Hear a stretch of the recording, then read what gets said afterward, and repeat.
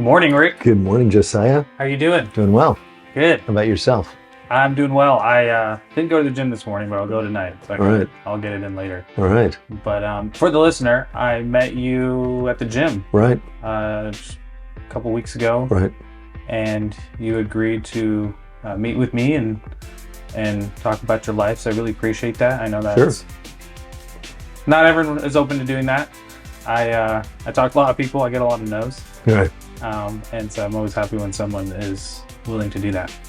And so the way this works is it's just, I call it an oral biography of your life. And so it's time for you to kind of reflect on your life. And then what I find is as we talk through your life, there's interesting insights that you picked up. And so that's what I really enjoy about just hearing different perspectives. And you lived in other countries, you've done other interesting things than just the normal, typical American life. And so I'm really excited to get into that. Mm-hmm. And so I like to start at the beginning. So let's start with childhood Rick and go from there. Yeah. Well, first of all, thanks for this opportunity to share and have a chance to get to know you and get to know a little bit of your story as well. But that's for another time. So I was born June 22nd, 1959. In Denver, Colorado. My dad was a physician. He was a dermatologist. And as a result, at the beginning of studies or whatever as a doctor, you probably know, it's not only medical school, but you do residencies and internships and so forth. So moved around quite a bit as a kid. Went to Cleveland. Did you like that? Or I was still young, yeah. You didn't know any... Yeah, I didn't know I was in the younger years. We basically were more stable after that. So did a little stint in Cleveland, and then my dad got a position at OHSU in Portland. And so we moved there. So I was like 3. Okay. So yeah. Probably the dramatic, not the dramatic, but a substantial event in my life was I lost my real mother at age 5. Oh, wow. To cancer. So that's, for a little boy. Do you remember that? I do remember that, but not a lot of details. So I have 2 older siblings. I have an older brother and an older sister, and then I have a younger sister, Lynn, who's probably on the spectrum, I would say. So I was 5 years old during that time. So that How long was that process for your dad to know and then grieve and then to... Yeah, that's a whole story probably in and of itself. But I don't know if my dad grieved very well, and I don't think he did so well with helping us grieve. Yeah. And I think it's also a different era in the 60s. It was in the 60s when a lot of families just kind of got on with life, So I think we didn't talk so much about it, but I got information from my grandparents, her parents, and asked them about her and How she old like. was your mom when she passed away? She was like early 30s, 32, I think. Was that a common thing for people to get cancer back then? I know it's very prevalent now. Well, I think in the 60s, more of, basically a lot, I was going to say, death happened. Here, I think currently now, if you have cancer, it's not automatically a death sentence. But at that time, pretty much, depending on what cancer, she had bone cancer and that spread. No, I think she had breast cancer that spread to her bones. And, after that, you're done. But they didn't know what they know now. And that's, we're talking about 60 years ago or so.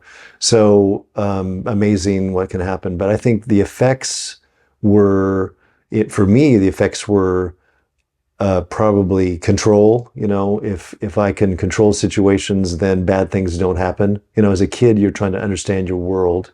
And so I think that probably affected me that way. Fortunately... So here's a thought I had. I'm going to continue your story. I've been thinking about trauma a lot. Mm-hmm. I like to listen to a lot of podcasts. And okay. They go into childhood trauma.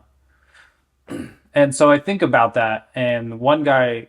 I feel like the word trauma itself, it's not a very descriptive word, because it's like trauma could be in a car accident, your mom dying, or someone cutting off in traffic, right?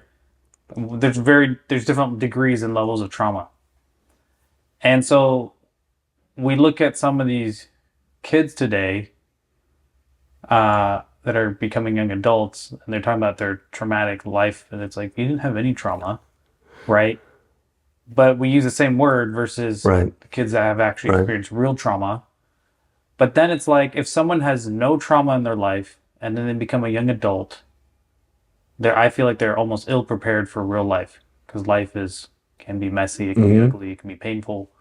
So you need a whatever healthy amount of uh, conflict to be able to get, I think, successful in life, versus the parents who raise their kids with no conflict, resolving all their problems, not letting them work things out. So it's an interesting topic that I think through a lot, because I have 4 kids myself, Right. right? And as a parent, you want to, be the best parent you can, make sure they have all their needs taken care of. But then they're like, some of the most spoiled kids are the rich kids with the rich parents who gave them everything, Right. because they didn't have trauma. I wouldn't recommend having your mom die as good Right. trauma, Right. but there's that dosage of something you have to overcome. And that's just something I think through. It's like, okay, how do I make sure my kids have some kind of conflict that they personally can overcome as a child, Right. so that when they're adults, they've had to overcome. Like, how do you get patience? How do you get all these characteristics that we want? You usually have to go through them to come out stronger on the other side. Yeah. I don't know. I think it's a good observation on your part, Josiah. I think there's probably big T and little t, big traumas and little traumas, and without undermining the little traumas that kids go through. I lost my backpack. I've had a traumatic experience, but I think this probably was fall into the big T category. 100%. But I think probably in the 60s, maybe, or 60s, 70s, people just think that's life. You go through difficulties like that. And I think I'm realizing it now in my 60s. That was pretty traumatic to lose your mother at age 5. You're one of your most important people in your life. Yeah, the most. And it doesn't undermine little traumas. And like you said, that's how children learn how to persevere and patience and categories. And I think God has used that in my life to allow me to be more sensitive to other people that have gone through difficulties, whether it's a big T or a little t trauma. Yeah. So that's, and I would say those implications I'm still dealing with now, But just to continue the story, good news from that is that my dad remarried 2 years later when I was 7 to my stepmom, whom I just called mom. I never called her stepmom. I considered my mom. And I remember feeling overjoyed of the fact that I had a mom now, a new mom. And she did, there's a picture of her right over there. She did an incredible job. She had 2 boys herself, and there was 4 of us. So you start doing the math there. That's all of a sudden you have 6 kids. Yeah. And she was, actually, she met my dad. She was an assistant. She was an admin in his office. That's how they met. Yeah, nowadays that's a scandal. Yeah, right. And so all of a sudden she had, a blended family. She had 6 kids with her own kids. So that was kind of amazing. But anyway. So was she able to stop working? And then she stopped working. Family? Right. Yeah. And take care of the family. And that was enough. So do you think you may not know, do you think they got married out of duty because it made sense, or they actually loved each other? I think they grew into it. I mean, was it more like, hey, I'm single, you're single? Well, she had lost her husband, and so I think there's probably some mutual empathy going on there. I would believe, and I think my dad helped my mom through some of that stuff, and so I think they got bonded that way. That's my observation. Yeah. There could have been some, practical side too. But I mean, these are conversations I have with my wife, right? We have 4 kids. Right. You don't want to have those difficult conversations if one of us were to pass away. Right. But those are probably that's life, right? To have. Yeah. So I grew up with a great stepmom, and she really filled in a lot and did a great job. She just passed away, what, five years ago now. So yeah, great. So at that point, when I was 10, I moved up here to the Seattle area, moved to Bellevue area. Probably a difficult move for me, 10-year-old, trying to integrate into elementary school and all that, but it was pretty well received within the neighborhood. Mm-hmm. And then continued, went to, at the time, junior high school. So one thing I like to get into is childhood. Like, what were you involved in sports? Did you have friends, or what? Like nowadays, it's kids are so entertained with their iPads, their iPhones, stuff like that. Yeah, So what did you do as a child? yeah, it's a great question. So it would have been early 70s, moved up here, 69, I think it was. We moved up to here. Very much that era when you had friends in the neighborhood and you played baseball, Mm-hmm. football, basketball. And so I was pretty well integrated into the neighborhood.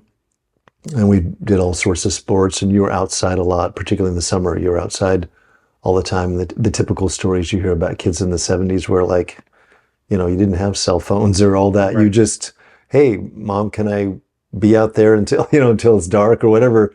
And it's a safe neighborhood, so there was never ever any concern. Yeah. So I had a good childhood in that regard. I'm thankful for where I live. We live in a cul-de-sac. All right. So just yesterday, we probably had 15 kids out there. Oh, wow. They're playing baseball, we'll play basketball, we'll play football, all in the cul-de-sac. Yeah, that's great. And so that's not a thing you see as often That's true. as with my kids. They get that as long as it's not raining or cold, Mhm. or it's really cold, they Mhm. can go out there and just set them out in the cul-de-sac. Right, They like can on a play. day today. Yeah. Like today. Yeah, so they'll be out there today, playing outside, and that seems to be a lost experience that a lot of kids. Yeah, that's good that you have that. That's wonderful that you have that. Yeah, so I had a good experience like that. With guys, some guys I still keep in touch with. They're not necessarily there now, but so great childhood memories there, and so pretty typical as far as going through junior high and then high school. Went to Bellevue High School and graduated in 77. When you were late teens, this is a pretty pivotal moment for kids or just humans. Did you have a desire of what you wanted to do? Do you want to be a doctor like your dad? Or are you just like, let me finish high school? Yeah, just let me finish high school. I was not a great student, I'd say. I wasn't a wonderful student. Did you play did basketball? okay. You have decent height. I played, What's your height? I was 6'4". I'm 6'4". Yeah. I played basketball, but I didn't make the team. So if you put it into context, it's one of those situations where at Bellevue High School, sophomore, so it was a 3-year high school at the time, tried out for basketball. There's 60 of us trying out for basketball, and they picked 12.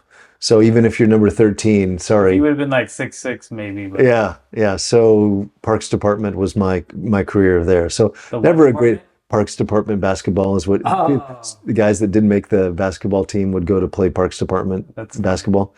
So did you enjoy it? I enjoyed it. Yeah.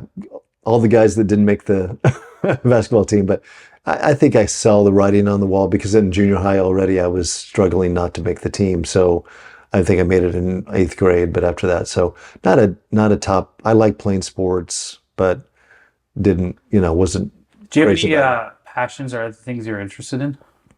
I played drums. I like playing drums. Yeah, I played drums growing up, so I enjoy doing that, and that's a cajon right there. Yeah, I saw that. So at church, I played the cajon. I was playing drums, but they kind of nicely retired me from the major service. Yeah, but it's good. We have a classic service now.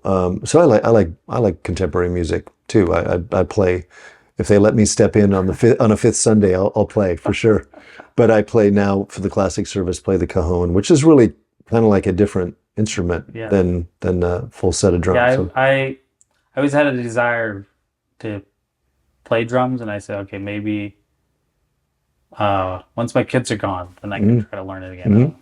It's good to learn. Yeah, it's fun sport, a fun instrument. Yeah. So I did a gap year after high school. So it wasn't called a gap year. The British call it gap year, long for many years, but in America we didn't really use that term.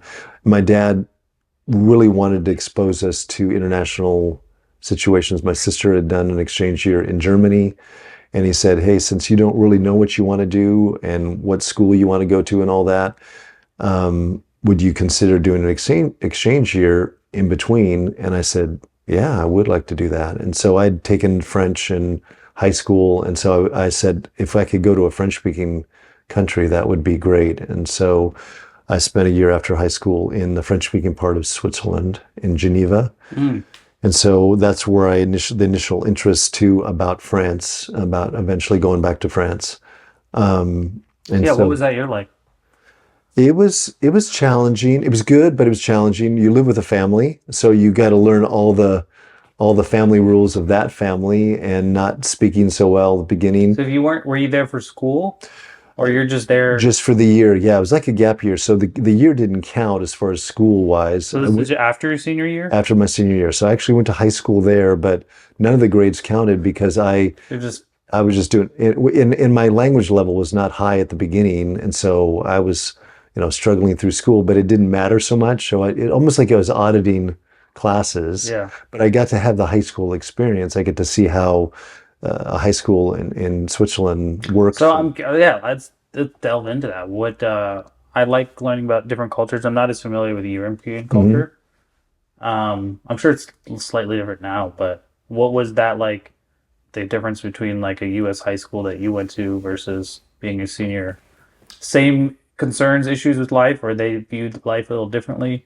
I'd say so. I mean, then later on we lived in France, so my family lived in France, so I could kind of see, I saw what our kids went through. I didn't go to high school in France, but I could see, yeah, they're dealing with the same stuff. It's more academic pushed. It would be like more AP level here than regular high school, I'd say. And I think high school in the States, you can basically slip by, don't have to work too hard. I don't think most high schools, unless you're going to a prep school or something like that, Yeah. or a highly pushed academic school. So it was, because I didn't have the pressure on me, I could make friends. I could kind of take some classes more seriously. They had, a class would be the equivalent of ESL, but it was for French, for foreigners, French for foreigners. So I'd take that class. So I got to see a little bit how it was, but it's academically pushed. They're serious about school there. And it was good just to see what is a family like. And, I had younger siblings. I mean, my host brothers and sisters were younger. So they were good as far as, being sticklers as far as the French and correcting my French. And because kids aren't, concerned with that, whether they embarrass you or not. Yeah. They'll just tell you, oh, it's wrong. But with the parents were a little more, didn't want to correct me and embarrass. They corrected me, but not to embarrass me so much. But anyway, yeah, overall it was a good experience. I keep in touch with this family still. Oh, wow. That's like, It's a while ago. yeah, a long time ago. That was 77, 78. So you can. Yeah, I think what I get from that is if you're a young person today, go do something that you have never done before. Right. Right. And I think a lot of young people, they get stuck in their current situation and they don't know how to get out. They're just stuck in that funk. Like, go do something just crazy. Right. Something totally out of the norm. Right. And see if that gets you thinking differently or viewing life differently. Right. I think people are too afraid to do something that's unusual, or especially in America, right? I mean, a lot of Americans don't kind of live in the bubble and don't have cross-cultural experiences unless they have a multicultural background and know those things. I mean, you had the privilege of having that background. Yeah, I grew up in 3 countries. Right. So you were automatically exposed to many cultures and many backgrounds and lots of different food and interesting things. So you're right. Have that experience. And I mean, our kids grew up in France, so they had it automatically, but they also went to a school that was in like a North African neighborhood. And so they had that side of things as well. So interesting. So after that experience, what did you pick up or learn or gather? Yeah, I think it just really broadened my horizons and made me really see how different people live. Obviously, every families are different, but how a different family in that culture would live. Obviously, learning a language and being able to express yourself in a different language is really different. Very, very helpful in that regard. But just generally broadening my horizons and seeing the world in a different way, and that helped me to I think, to understand people from different cultures, coming back a lot. So now you're almost early 20s. Right. Again, I like to hit on this point so much because I think so many young people think like you have to have life figured out, but it sounds like you still didn't know your big calling in life. No. You didn't have everything figured out. Did you have a desire to be a doctor or to make lots of money, or did you have? That's a good question.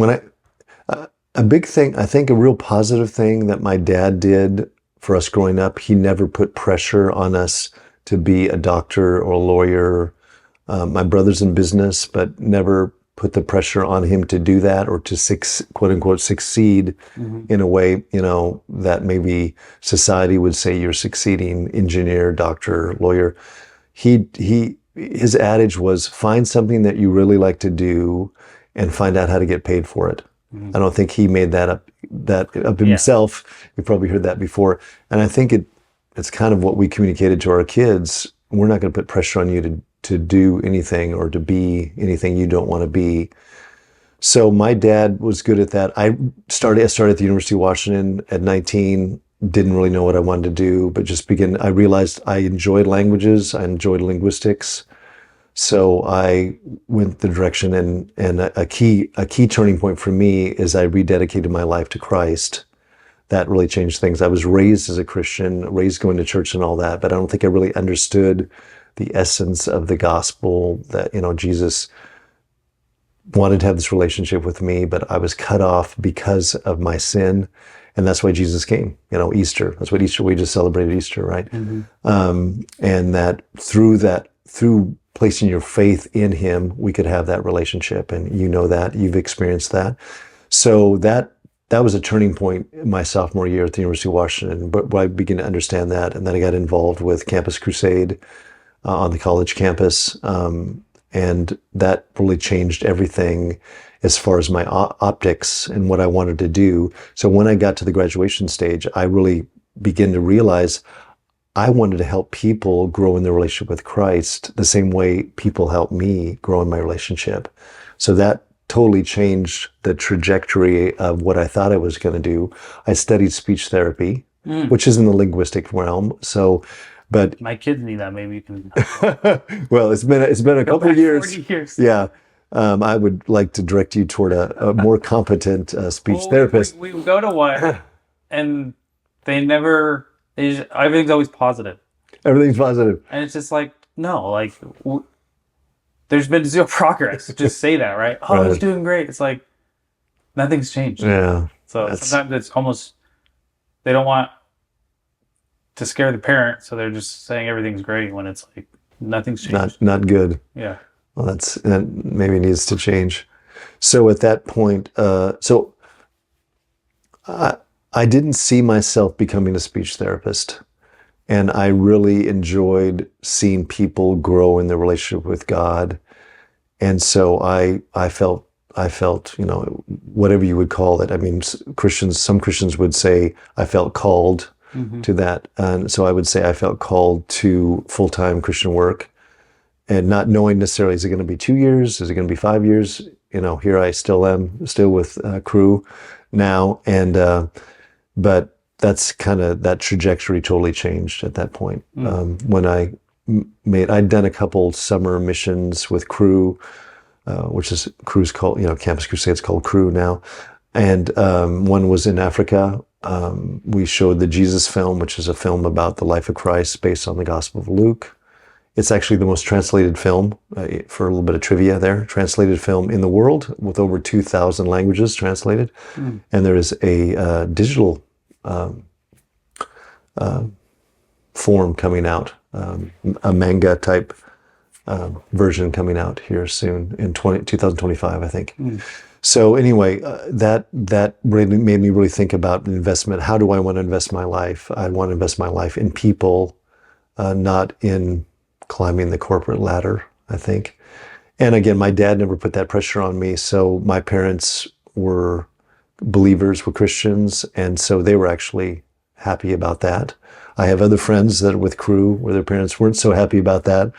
You mean I invested all this money in 4 years of education? You're going to join a Christian organization? Like, what? So anyway, my parents really supported that. So Did you find a girlfriend in college? I did not find a girlfriend in college. I had several girls I was interested in, but They weren't interested in you. they were interested in me. Yeah, it wasn't I didn't meet my wife until later, so that's kind of later on. We didn't get married until 31. So All right, we'll get a late bloomer. We'll get to that. So my first actually, were you disappointed was I disappointed? that you didn't find someone younger? I just wasn't. Did you put pressure on yourself, or you just like, yeah, it will come when it comes? Yeah, second, I will. It will come when it comes. I think I wasn't ready to get. I was too young to get married at that time, so I didn't put pressure on myself. And I knew probably I'd be traveling quite a bit, and that's what happened. My first assignment was to play drums.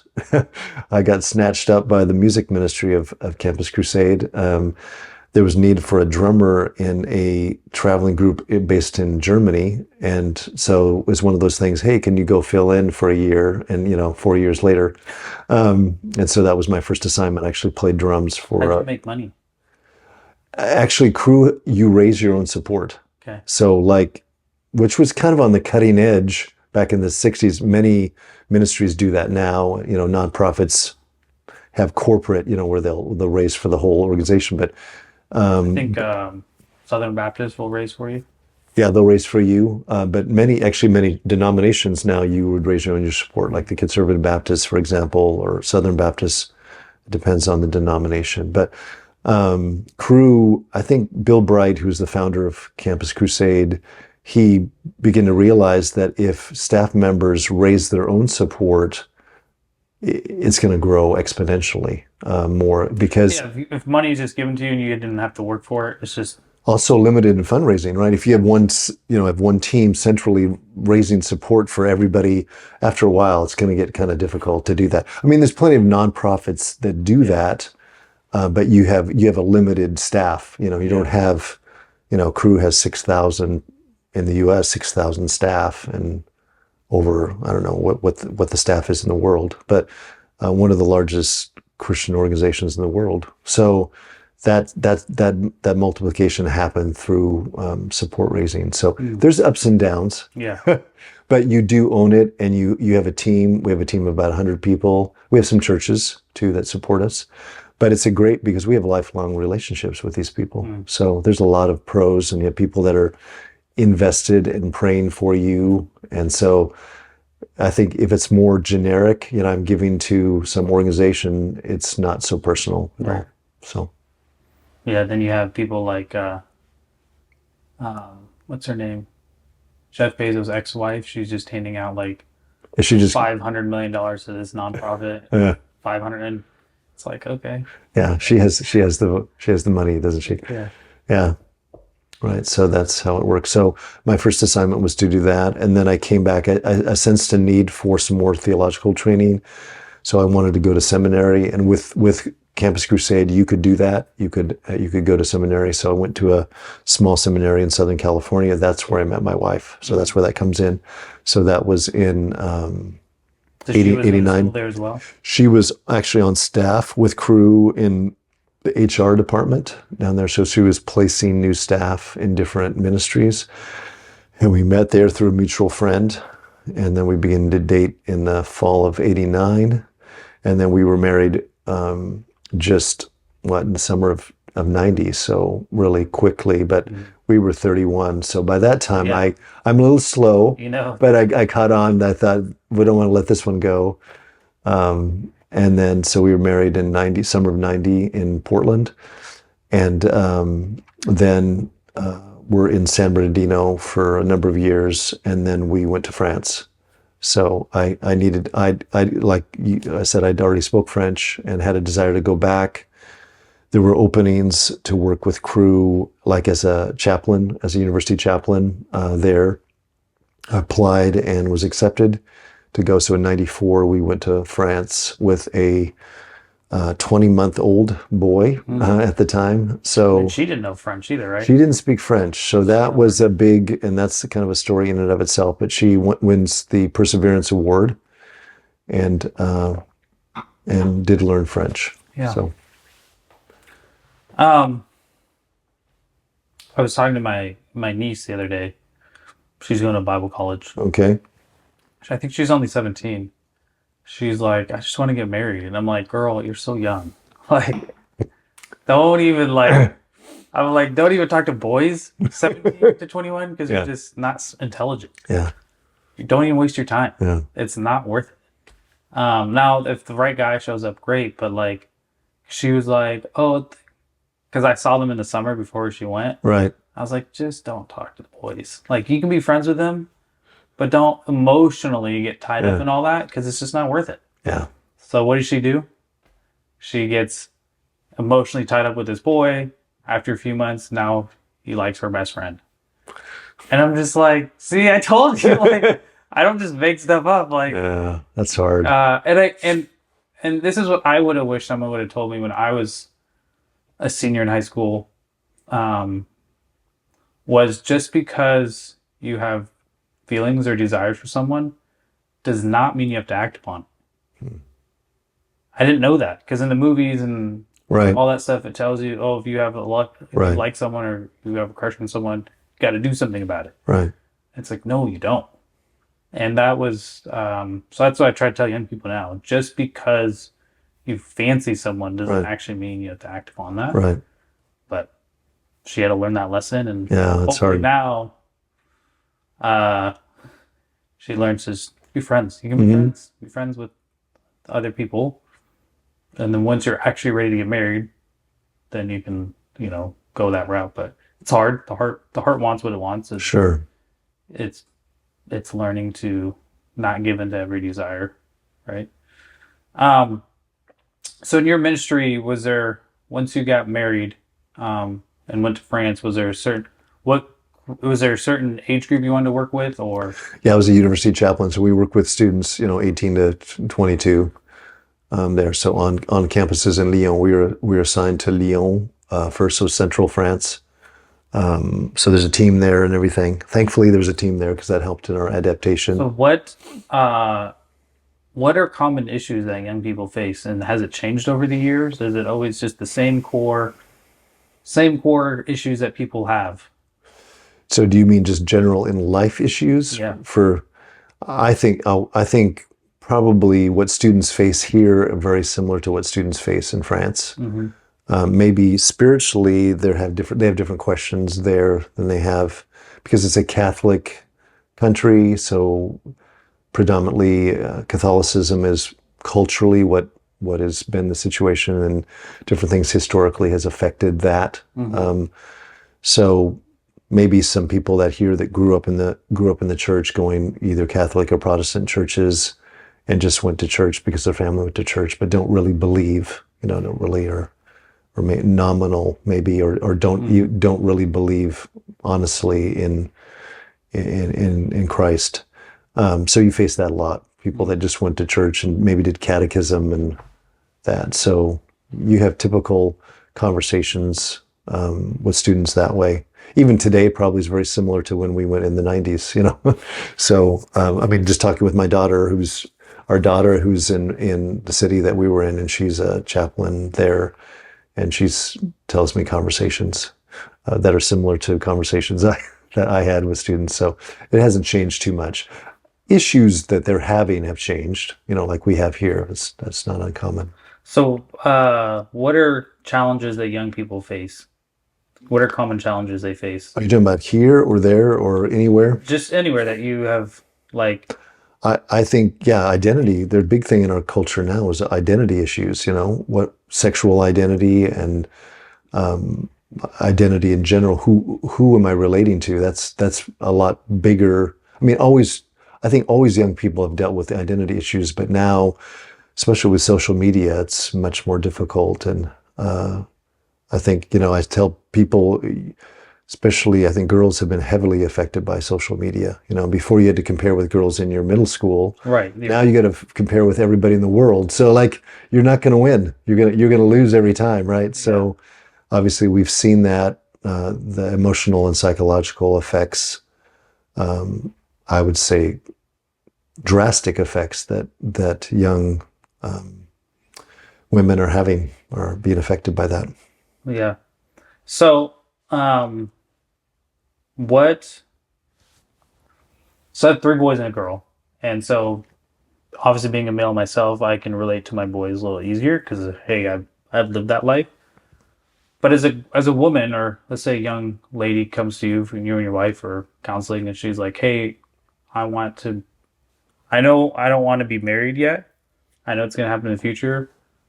What things or areas should I work on?" Like for your wife, she was single for a long time, right? Mm-hmm. Yeah. Her whole 20s. Right. So what do you tell a woman like, hey, these are things that you can work on, knowing that someday you're going to get married? Because once you're married, it's a whole different That's a great question, paradigm shift. Josiah. So what is it? Because I have a lot of nieces, or yeah, nieces, young adults now. Mm-hmm. I'm like, I know what I would tell my boys, like, go work on this, this, and this, and then when the right person comes, then great. But for a girl, it's like, okay, I know I'm going to get married someday. What do I do until then? I'm like, I don't know. Well, probably not a lot different than that I would tell. We have three boys and a girl too. Not a lot different than what you've already shared. I think, yeah, don't get married too soon. Get more established, and develop, like you said, develop friendships with members of the opposite sex, healthy relationships. Maybe within youth group. That's the advantage of churches in situations. There's youth groups and young adult groups that you can relate to. And I'm not saying there's not drama in those groups. There's drama, but try to develop healthy friendships with people of the opposite sex in a group setting, and develop yourself as a well-rounded individual. That's what I say. So what is a well-rounded individual? Well, I would say if there's issues that you have to deal with, if there is trauma in your childhood, don't be afraid to get counsel, to be counseled in dealing with those issues that will affect the relationships, particularly your marriage relationship. That will happen. Develop yourself. Did you help with counseling? Were you involved with the counseling when you were there? I wasn't, and now I'm getting counseling now to deal with some of my childhood trauma. That's but interesting. So it's never too late. It's not. Yeah, it's not too late, and because it will affect your marriage. That will affect your marriage. I want to actually talk about that a little later, about the importance of even getting counseling now for stuff that happened when you're a child. Yeah. But let's keep going on this. What is a well? Right now we have, because we have more of a community ministry now with our neighbors, and then with partnering with our church.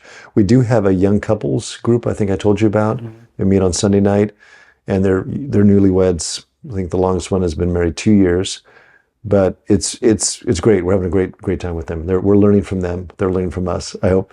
But we're talking about those issues. We're talking about some of those issues from their childhood and how that will affect their marriage and is affecting their marriage. Mm-hmm. So I encourage people that it's not shameful to deal with stuff from your childhood, especially if you've had traumatic experiences. Mm-hmm. I think it's really important. But also, when I say well-rounded, I would say, are you for Christians? She watches this. She's okay. This and be like, well, should I look at the camera? It's up to you, but these are things I need to work on, or this is what makes me. I mean, that's kind of difficult to say. You need to work on, yeah. But I would say, develop your relationship with God. If she's a believer, develop your relationship with God. That's key thing, and develop yourself intellectually. Read books. You're in Bible school, so you're doing stuff already. Develop yourself as an individual. See the areas that you need to work on. You work on in relating with people. How do you interact with people? How do you know what areas you need to work on? So here's a question. That's an excellent question. Yeah, that's great. As I've been doing more of these podcasts, it's like, I think the issue sometimes with young people and with old people, and the reason why they don't connect as well, is young people don't know what they don't know, so they don't know what to ask. Right. It's good. Older people may be willing to help, but they're too afraid, so they don't go offer help. So I'm trying to bridge that gap Yeah. to be like, That's hey, great. the people that I encounter, like when I met with Nancy, she was 71, and I encouraged her, hey, you can make a difference in these younger women's life or It's even true. men because they see you and are like inspired, like just her fitness and Yeah. all that stuff. And so I'm trying to help. I want to help to encourage people to have conversation, right? Well, I would encourage your niece and others her age is to get a mentor. Don't be afraid to ask someone that's older that you respect, either in your church or maybe a faculty member or something, and say, "Hey, could we meet once a month and just talk about life?" My wife and I, we do mentor these couples, for example, and then we have others that we mentor online. And like I'm involved in mentoring one of our pastors at church, and we go through some material, but we basically talk about life. We So talk without about. going into details, what issues do they face that you? They want to talk about how to have a successful marriage. They want to talk about what does it look like to be a good parent, for example. That comes up a lot.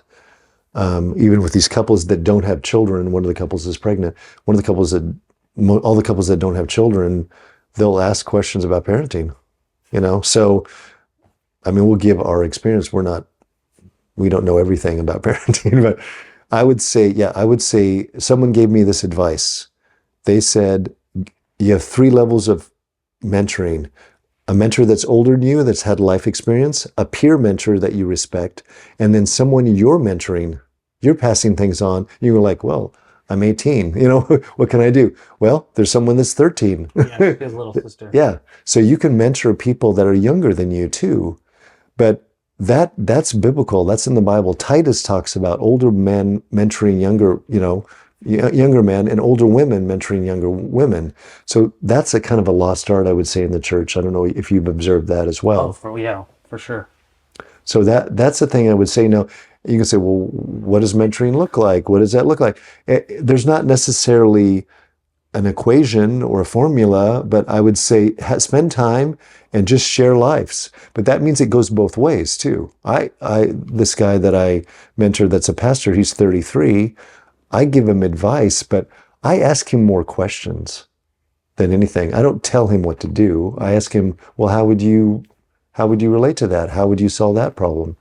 But if he asks me directly, I'll say something, but I don't necessarily give unsolicited advice to him. I've learned that from my children. Yeah, there's the concept of therapy and self therapy. And so with my son, we've been talking about regulating your emotions. So he's going to turn 12 this year. Okay. And so he has a 6-year-old brother, and it's like, okay, you observe your little brother who cries at everything, right? So do you want to be like that, or do you want to?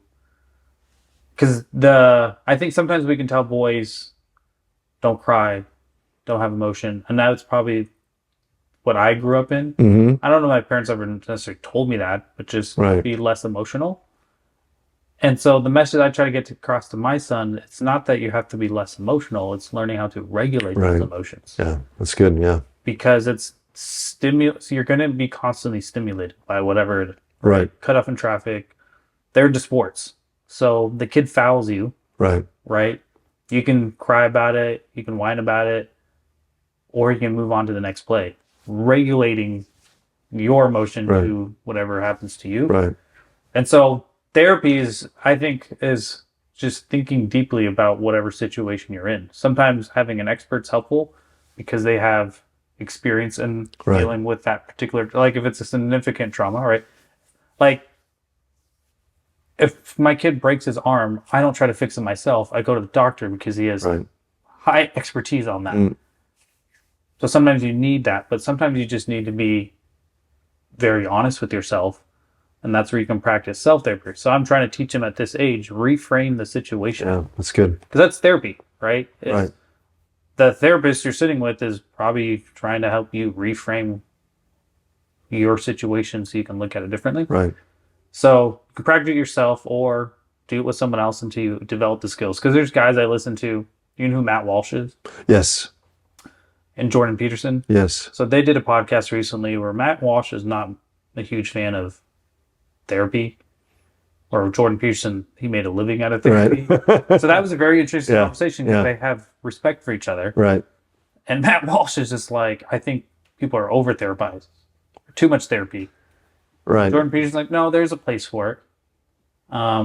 And that's when you have someone that's highly, highly just knowledgeable and actually cares about you that can get you out of your current state. Because that's a skill. Yeah, for right? sure. But not everyone's able to do that.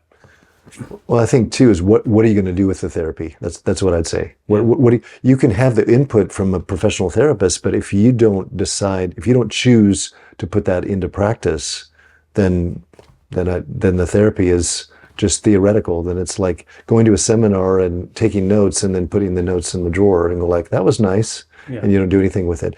Just to touch on what you just said, I think it's really healthy that you're doing that with your children. I'm going to tell you that because I think sometimes in Christian households too, you're not allowed to have certain emotions, and we're learning that from the mistakes we made with our kids.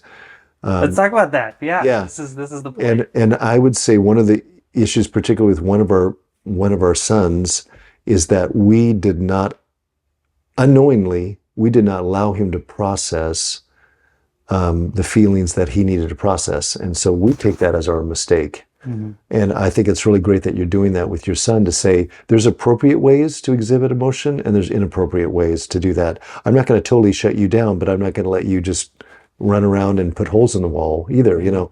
So how can you express your emotion in an appropriate way?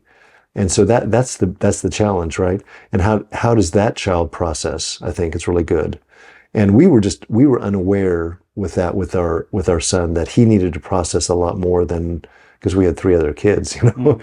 He needed to process a lot more than we really allowed him to do that. And so that's what we would, if we were able to have a redo with the parenting, we would have done that probably with each child. And it's not like we didn't do it at all. Yeah. But I think with situations he needed more, especially with moves and so forth. And that affected him, you know. So I think your point of allowing the children, you know, helping the children to process the emotion, I think that's our job as parents. That's one of our jobs as parents. Not to helicopter over them and say, oh no, you're hurt, you're okay, you know, don't cry and all this, you know. That's we see examples of that as well, you know. And some of it's, but it's not the other side. Oh, come on, get up, you're fine, and then you give them a little kick too, you know. It's not that either, but it's to have them learn how to process the emotion. They need to learn how to process that, in good ways. So, yeah, another topic that I think about a lot is marriage. Obviously, I'm married myself, but they're saying now I think over 60% of marriages end in divorce. It's almost 60. Okay. And then the ones that do get married, stay married. Some of them aren't happily married. So, like, this is just my summation, but I think of if you take 100 couples, maybe 10% are really good marriages, and then the other 10% are decent. But I think it's a very low percentage of actually probably is married. So that's a problem. I think that people don't, you know, something I have to work through myself. But like, if 80% of people who get married either end in divorce or aren't happy, we need to work on that. Well, it's probably why also younger people are saying, why do I get married if marriage ends in divorce or people are not married? But statistically, I heard recently, couples that are married and quote unquote religious couples are the happiest couples. Mm-hmm. And that's from a secular, I don't know. Yeah, I'm not pushing for singleness. I'm just pushing for happy marriages. And that's one thing I'm telling my niece is like, okay, you know you want to get married, work on yourself, but then learn about how to get along with someone. Have roommates. Yeah. Have roommates, because roommates is a great practice for marriage. I'll just go ahead and throw that one out. And if you know, maybe guys are less dramatic than women. Sorry about that. But you learn how to relate to other young women too. I would say that's helpful. Our daughter has two roommates. She gets along really well with them, but I'm sure they have conflict. They have to work through conflict. I think probably a misnomer is that good marriages never have conflict. You know, never have difficulty, never have problems to work through. And that's just not true. You know that from yourself. I don't have to tell you that. And it's maybe Did you how ever you have work like a through really that. big fight or blowout? Oh, sure, for sure. If you don't mind, I'm curious what some. Yeah, I mean, I can't go back and say it's probably more little blowouts Yeah. than real big Was there blowouts. one that you really like thinking back is pretty funny, but at the time you're like that was not. Yeah, probably those first months getting married where you go to all the passive aggressive stuff, you know, the silent treatment, you know, that works great. Not. Yeah, probably. I can remember when we first 6 months, I don't know, I was just maybe irritated by stuff she was doing, and I just thought I'm going to give her the silent treatment for a while. Obviously didn't work very well. Yeah. And for you, you'd already been single for a while. You've been Yeah, single for almost 10 years, over 10 years. yeah, And so living with someone else in your 30s that's a yeah, different big transition. I'd say big transition. I think maybe at that age too, you know more what you want, you know. If there's, I don't know if there's any ideal age to get married, but no. maybe 25 is not bad. But I could say you could have someone that's quite mature at age 20, and you have someone that's quite, I wasn't ready to get married at 20 or even 25, probably. That's why I got married at 31. Yeah. So I'd say your maturity level depends on the person, totally. hmm and then fitness. What made you? Were you always into fitness, or is that something that you recently? I think What my drives wife is more into fitness than I am, Did she and go to LA? yeah, she's there. Yeah, I'll So introduce I'd you. probably see her. Yeah, Just I'll don't introduce know who you. she is. We'll have a chance because she's there when I'm there. She's more into fitness than I Did am. she go to the class a little? No, she has in the past, but she has not recently. So we're there a lot Monday, Wednesday, Friday type of thing. I think she's doing some Thursday things too. But yeah, we were both into fitness before we got married, you know, mainly like jogging and that type of thing. I didn't get into weights and stuff more in more when no, a little bit before we got married, probably.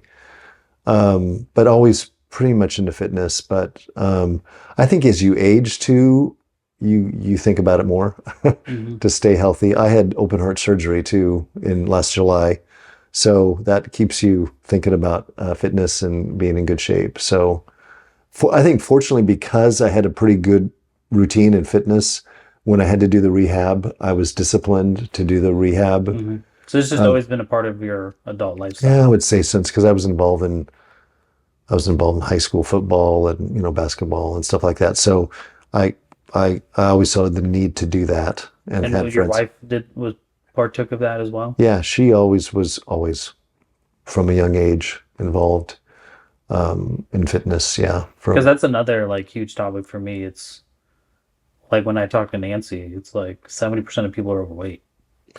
yeah, big 50% are obese. big problem in the United States. Huge problem in the United Is that States. an issue in France? Less. Unfortunately, it's come. When we first moved to France in '94, you didn't see an obese person. And it's more now, but they have a different lifestyle. They walk a lot, not necessarily into gyms and stuff like that. They are that's like here, but it's more of a lifestyle of walking. They don't snack so much. Yeah. They eat set meals. Yeah, I mean, it's not Is that lunch their biggest meal? lunch normally is their biggest meal. Yes, it's not that people don't snack, but it's like a set time. Le goûter, it's called the snack. It's in the afternoon. When the kids come home from school, it's like, what are you having for the goûter? So it's a part of the. I don't know if I don't think in offices you stop and you have coffee. Yeah. Coffee is a big part of the French culture, like Europe in general. So yeah, it's more regulated. They have a lot of fresh ingredients. The food is great in France. I don't have to tell you that. They know they're gifted in that area. Yeah, so I mean, you They have just don't overconsume like they don't overconsume. Look at portions, you go to restaurants and it's like, oh, you're like, I'm going to be starving. But you realize you eat slow, you enjoy the meal. At the end of the meal, For guys, you got bread. Always got bread there to fill it up, but you eat reasonably usually, and so you don't see it so much. If you walk down the street in a lot of places, you won't see obese people. You'll see some maybe, but not very many. And then for someone that's always just lived in America, what are some other like differences between America and France? How much time do you have? There's lots of differences, but Some of the big takeaways. yeah, French. I mean, you have cultural things, obviously. You have So here's one thing, linguistic. Yeah, maybe help you answer that question. So I'm becoming more and more curious about European culture because I think one thing in America we really like, I don't say like, but we really promote the hustle grind culture. yes, Work 70, 80. There's a guy at the right, gym, right. probably in his late 30s, probably in his 30s. He told me I work every day, no days off, because he works at Boeing, and I'll work 21 days straight, and then I'll take a day off. And I'm just like, cool, but why? Right? I think the Sabbath was established for a reason. But I'm learning that that's not the European culture. Like the I know. guy I met with last week, he worked with a Swedish company. They work 35 hours. Yeah, that's in France. Well, not necessarily companies, but the government bureaus work 35 hours a week, and vacation is taken seriously. You have 6 weeks vacation in France. So Yeah, yeah, is it just that over there they work hard, but they play harder, so they have an identity outside of work? yeah. Because I'm still trying to frame that. Like, what is it that we're selling here in America when it comes to work versus what are these other countries doing? That's the part that I'm still trying to grasp. Like, they work hard over there, Yeah, but they don't, do they not just they don't need to become millionaires? That's not like a yeah. strong desire. Or I they think have an identity. I think in America we find our identity in work, so we do it more. Or over there, that's less of a thing. I don't identity know. in work is there for sure, but your family is important. So you have situations where, let's say, women would have on Wednesdays in France, elementary kids don't go to school. Middle school and a high school go do half days On every Wednesday. every Wednesday, and so you'd have sport activities in the afternoon. A lot of times, women they have a situation where they wouldn't work on Wednesdays, so they could be with the kids, and guys too. It's both, but I think, yeah, I think How do they businesses enjoy. like what I'm trying to understand is like I like that concept and idea, but then how do businesses function? How do they They if people aren't working, they it's like still, but not everyone's not working on Wednesday. yeah, If yeah. you have other people, if the people working part time, there's just an emphasis on life. You want to live life. You want to enjoy life. So they do work hard, but family is family, and in its all its dysfunctions everywhere, right? So Sunday, like for a Sunday, it's definitely a family day. You would go and eat with your family and go for a walk, and you can tell it's a different feel. It's the way that U.S. used to be, where things were not open on Sundays. You have the blue laws in the South and all that. So it's really that's Sabbath oriented, right? To a day of rest, right? So and you're protected. You're protected legally to have vacation, and you have in the spring because of the Catholic calendar, you have Pentecost. It's a 3-day weekend. Ascension is a 4-day weekend. So you have those built into the spring schedules, Because and it's like here, depression's high, loneliness is high, and it's like, well, yeah. what are we doing here that's other countries aren't doing? I think loneliness probably is an issue all in the world. Hmm. It is the case in Europe as well. That's other things. That's from isolation. People Hmm. are isolated, and it's one of the things that we've tried to do here is we have a neighborhood event every month just to gather. It's really to gather Are people. you on the HOA?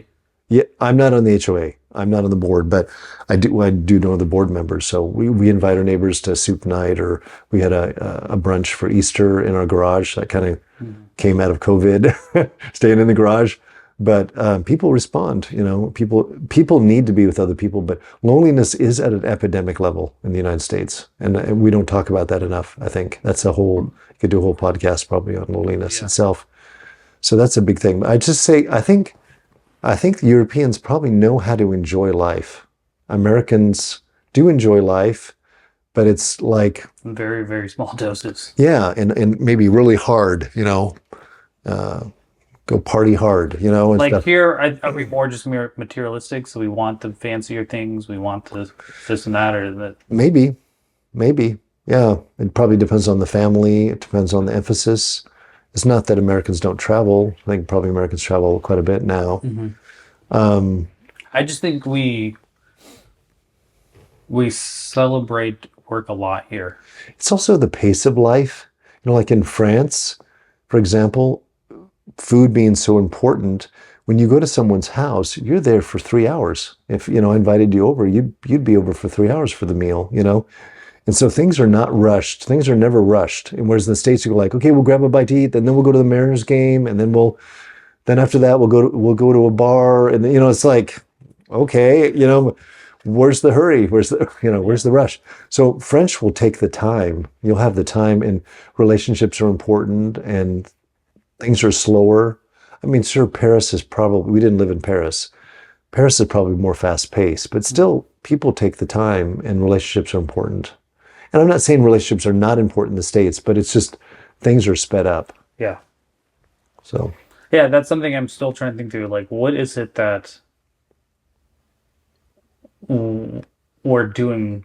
I don't know if it's wrong, but just the behaviors that we do in America that are leading to all these issues that I think Europe at least gets right in some areas as far as work isn't as important as we make it out to be. And if that becomes your identity, like we love to be like, oh, that guy put in 70 hours.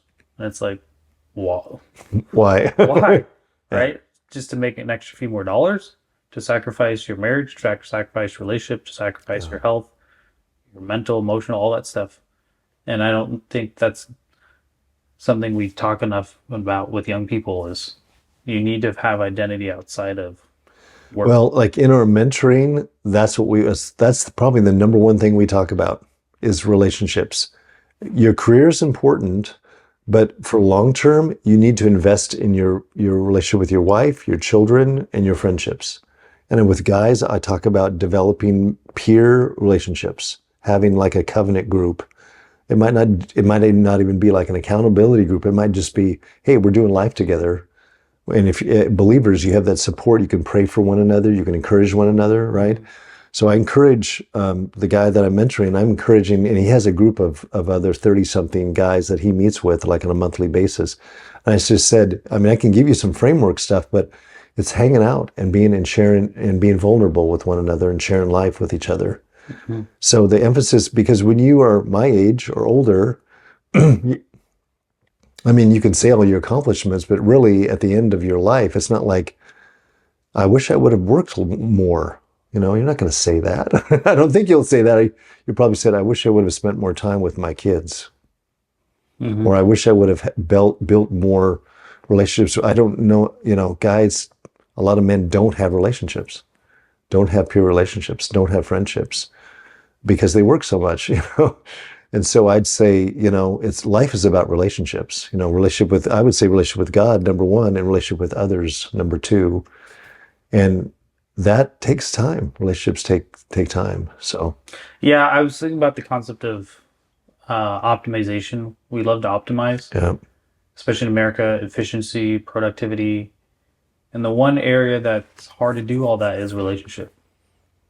You can be deliberate about doing things, but how do you optimize your love life with your wife, right? Exactly. How do you... You can't speed up your quality time, right? Yeah, so quality time in 10 minutes, right? Right. So it's like there's areas of your life, and I think this is, something I'm still thinking through out loud, but it's, yes, there are areas in your life that you can be optimized in, but not every of your life is meant to be optimized. Right. Yeah. Same with productivity. It's like, yeah, when I'm at the gym, I don't stay there for 3 hours. Right. I'm going there to do a thing. Right. I do the thing, but then if you carry that over to everything in life, there's a saying, how you do one thing is how you do everything. And initially that sounds good, but you're like, no, because not everything in life requires that level of time or effort, right? Yeah, and I think too, like I just think about Ecclesiastes talk about there's a time for everything, right? So I would say there is a time to be optimal and productive, and and maybe you don't have time to build all your best friends at work, and you have to decide how you're going to do that, but also be human at the same time, right? If someone comes, you're in a situation, a meeting or whatever, and someone's like, oh, they're not doing well, that guy's not doing well. Obviously, if they're not doing well at home, they're not going to do well at work, I don't think, and they're not going to do well in their relationships. So taking that time to try to take care of people, and not just because you're in HR, take care of a person, say, hey, can we chat a little bit after this call or whatever, if it's on Zoom or whatever, and say, hey, how can I help? What's going on? You're looks like you're not doing well.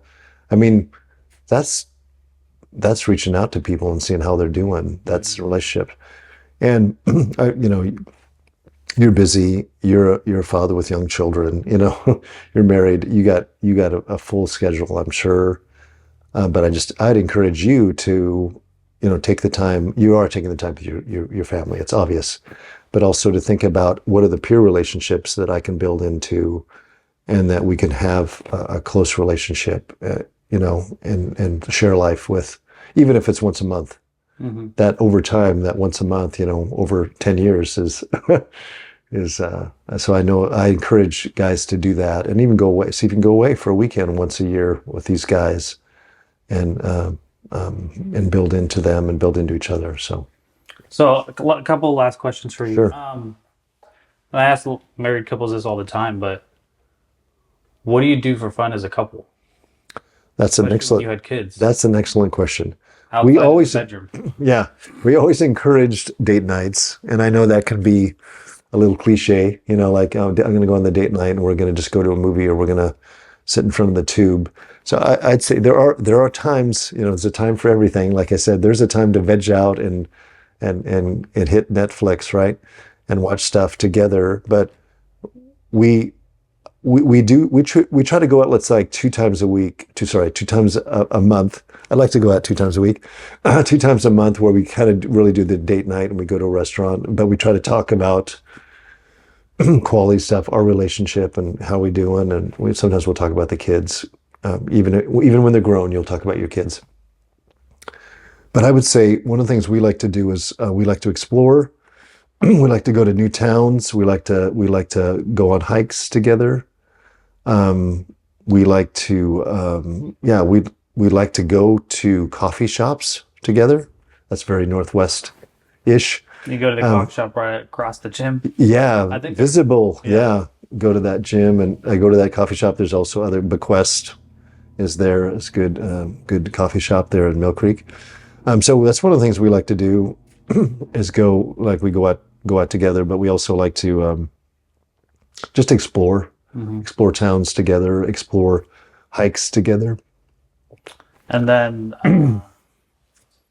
as you've gotten older, I don't ask people if they have regrets, but what I do ask them is, what are things you learned as you've just living life that you would have been like, man, that would have been nice to know when I was younger? That's a great question. So while you're thinking, I'll tell you an answer for me is, in my 30s is when I've always been into fitness, but I didn't really understand the human body and how it really functioned, like the science behind it. And so I learned that in my mid 30s. And it's like, wow, if I just would have understand the concept of like protein and muscle and all that other stuff, that would have been I could have been a lot more effective right in my 20s. So that's like an idea of what I'm referring to, is that knowledge would have been helpful to have had in my 20s. And now I listen to a lot of podcasts, and it's like, oh, that's interesting now, or like, oh, that would have been helpful. Like when it comes to marriage, or when it comes to, I think, almost anything in life, if you can have a basic framework to operate under, I think that's really helpful. Meaning, I was hanging out in the sauna with this guy on a Friday, and he's like, yeah, my wife's having a C-section on Monday. Oh, wow. First child. I said, congrats, that's awesome. What are you going to do with the kid? He's like, what do you mean? Do you know what to do with the baby? He's like, not really. I was like, well, here's a book. It worked really good for us. Go check it out. that was 2 days before he had the baby. And so I think about that, and it's like, okay, if I'm going to interact with a young person and be like, hey, you don't have to have all of life figured out. You don't have to know all the answers. The quickest way to one up or level up is to steal from someone else's experience, Yeah, for sure. right? And so, uh, go learn something, go adopt someone else's framework on whatever. And it may not be the perfect or everything's right, but at least you have some type of framework to operate under, and then you can over time customize and optimize it to what makes sense to you, right? And so to me, I think that's, I just didn't understand all that stuff in my 20s to be like, here's frameworks, right? A framework on a good marriage, a Right. framework on, because when I got married, I had zero framework. And so now I'm like, oh, if we would have came into marriage having a framework to be like, hey, this is how we're going to deal with conflict. This is how we're going to deal with this. And then over time that adopts. So that's something that I, as we've gotten older, it's like, man, anything in life, if you have some type of framework to operate under, I think just makes it easier. Like if I want to go run a marathon, Right. because I've ran them before, it's like there's a program you follow, right? Right. Day one, you run a Right. mile. Right. Week 20, you Yeah. run 20 miles, but Right. there's steps in between. Right. So to me, that's been one of the biggest things is adopting someone else's framework, because you don't personally, especially in your 20s, some people are extremely intelligent, right? Great. For me, it's like, I'm not that, hey, I don't have enough life experience, or I'm not that smart to be able to just novel thinking, right? So let me just go learn ideas from other people Right. and then adopt them into my life. So that's, to answer the question I asked you, was just learning. Like, I don't think in school we teach people really how their body works, right? That's why we have so many overweight people. We don't really teach people about relationships, like how to actually have healthy relationships. Like you said, that's very important. We don't really teach people about money. Things we spend 12 years in school going, Right. and then don't even learn. And those are the things I think are highly important to learn.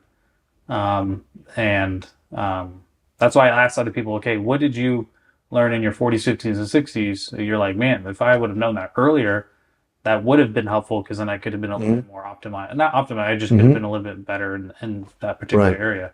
So I'm curious if there's things now looking back, or you're like, oh yeah, that I know that now. It would have been nice to have known when I was younger. I guess I could say it from a perspective of maybe things I did well and things I did not do well, and what I would have done differently. I just think about the book of Proverbs in the Old Testament in the Bible is wisdom literature, right? And you're familiar with that. And there's a lot of words of wisdom in there. And in fact, the whole book is comparing the wise man and against the foolish man. And the foolish man is not necessarily an unintelligent person. The foolish person is the person that may know what to do but does not do it. Like, give an example of weight. I know that I should exercise, but I'm not doing it, right? So I would say, I'd still relatively young. I'm 65 this summer. One thing that I've learned that I've followed through with, so a good thing I've done, is to always be a learner, to be a continual learner. No matter if you're 10 or you're 90, be a learner your whole life. And whether it's about stuff you don't know, you talked about learning how protein works and nutrition right on your body. You're a learner, I can tell, because you're listening to podcasts all the time. You're asking questions. Even the fact that we're having this conversation right now shows me that you're a learner. So you're on your way for that one, for sure. I would say, as far as marriage, realize the impact of your childhood on your marriage. No matter whether you've had a traumatic childhood or relatively healthy childhood, realize that that will impact all of your relationships, but particularly your relationship with your wife, your spouse, and your children.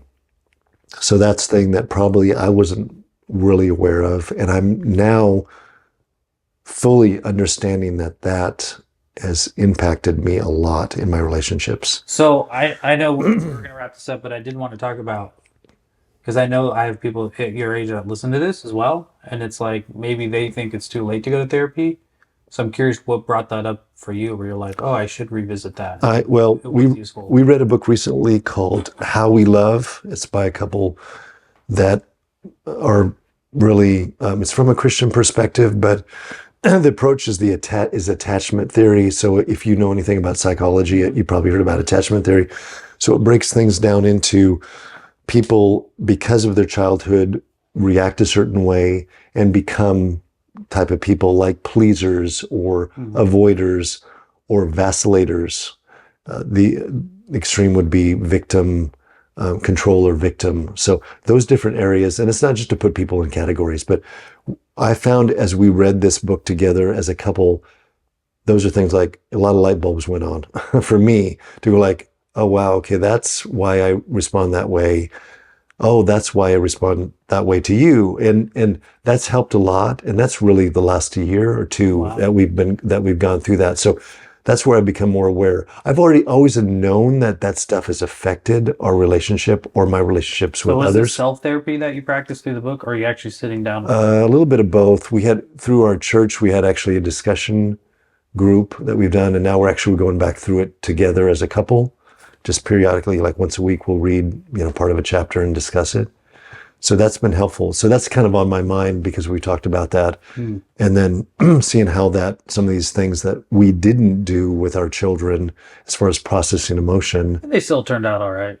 Yeah. They don't have to be They're perfect doing parents. great. Yeah. There's no axe murders out there, and contributing well to society. But I think, continue to be a learner. You've touched on some of these things already, as far as, being aware of the effects. And that's what I say about well-rounded effects of exercise, being financially wise. You don't have to be a Wall Street broker and investment. And in our profession, working for a nonprofit, not making lots of money. But I think we invested well. We have a house. That's by God's grace. I say we have a house that's going to be paid off in less than a year. Wow. So we've just, and not like I've spent lots of time on it. We've just been wise at putting stuff away. We have a humble retirement, but we have one. So just being wise with your finances too, reading up, taking classes, learning, and that's all part of the learning. But I would say, realizing that, I would say, in my opinion, relationship with God is the most important in life.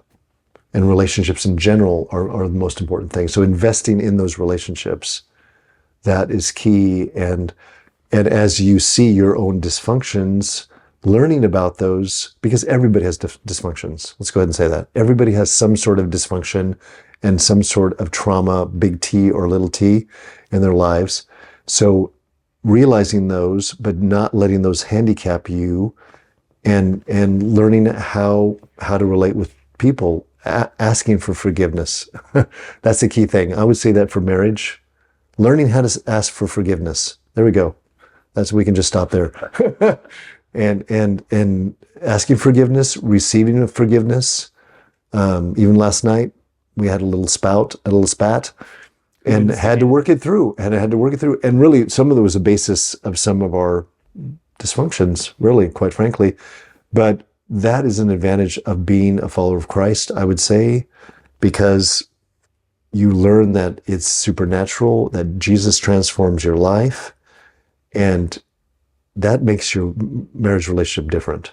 You're not just working out of your own flesh, your own power. So anyway, that's in a nutshell. Yeah, I was thinking about something that you said, and therapy is good. We've established that. But I think sometimes we make our past our identity. And I think that's where we have to be careful, because it's like, if you make negative things your identity, right? This happened to me in my past, therefore this is why I have to be like this. It's like, no, that did occur to you, right? But you don't have to embrace that as your identity. Right. It's helpful to know why, because they say your body tracks trauma. I forget the actual phrase that they say, but your body keeps track. Yeah, there's a book called Your Body Keeps Score or something like that. Your body keeps score, right? Yeah. But you don't have to make that your identity. Right. And I think that's where the Matt Walsh thing comes in, is we identify as the thing that occurred to us. So we become the victim. Right. The victimization, and we're fully into that in the United States, are we not? Yeah. You know, I said that because I totally insulted you and disgraced you because this happened to me when I was, that's not an excuse to Yeah. be a jerk. Like some people don't like, you don't have to identify as an alcoholic because you did do alcohol in the past. Or Right. You don't have to identify with your past. Recognize that things that did occur, right? There was dysfunction, but that dysfunction doesn't have to become your identity. And I think that's something that we get lost in is you can change, right? But you don't have to identify with whatever occurred, right? That's so true. Yeah, and not to, and I bring up the whole thing about the book How We Love, the attachment theory. I don't bring that up to say, okay, I'm perpetually a pleaser now. I just have to live with that.